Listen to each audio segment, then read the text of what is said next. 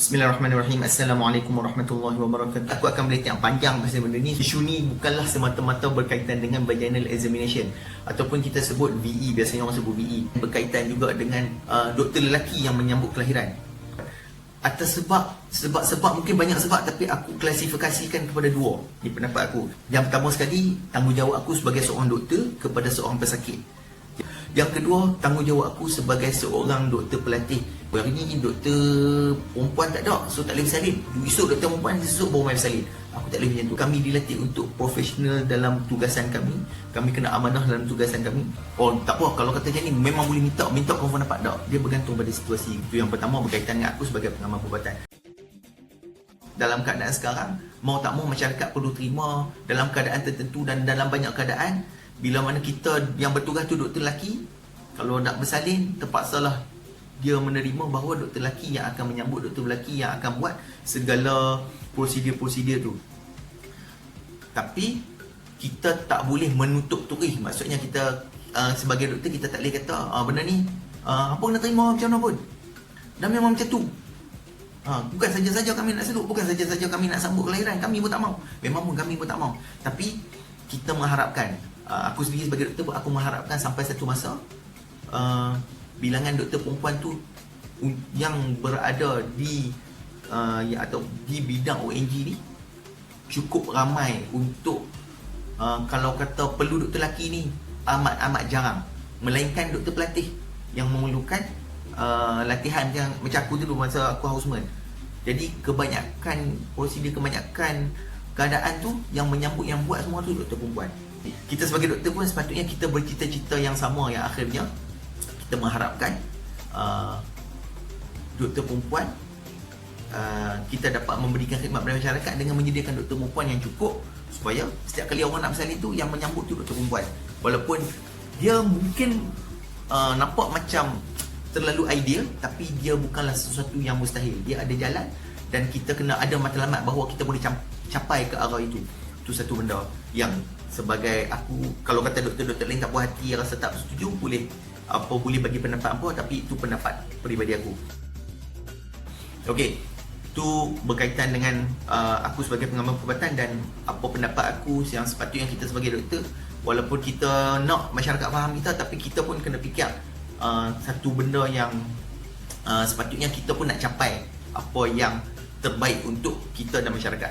Okey, yang ketiga, untuk masyarakat.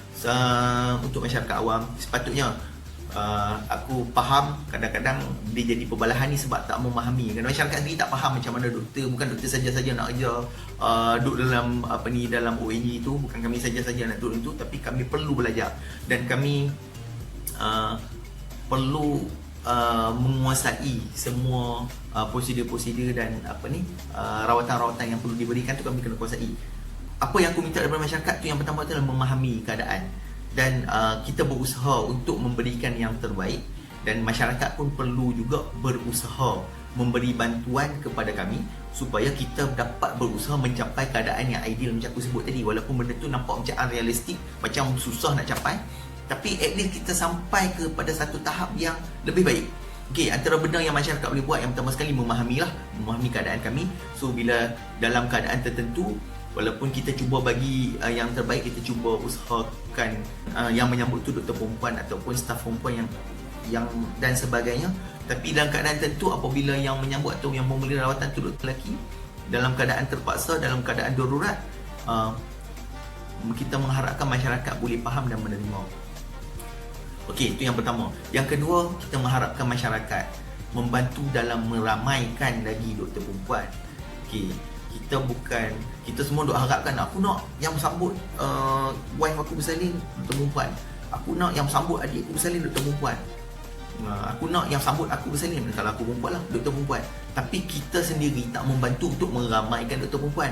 Kita bila anak kita nak jadi doktor, kita tak bagi, kita tak galakkan. Adik kita nak jadi doktor, kita tak galakkan. Ataupun kita macam kalau kita sendiri, kita lagi suka kalau orang rumah ataupun wife kita duduk kat rumah, kerja waktu pejabat, balik rumah, bila kita balik kerja, dia ada kat rumah dan dia boleh melayan kita, dia boleh berkhidmat untuk kita.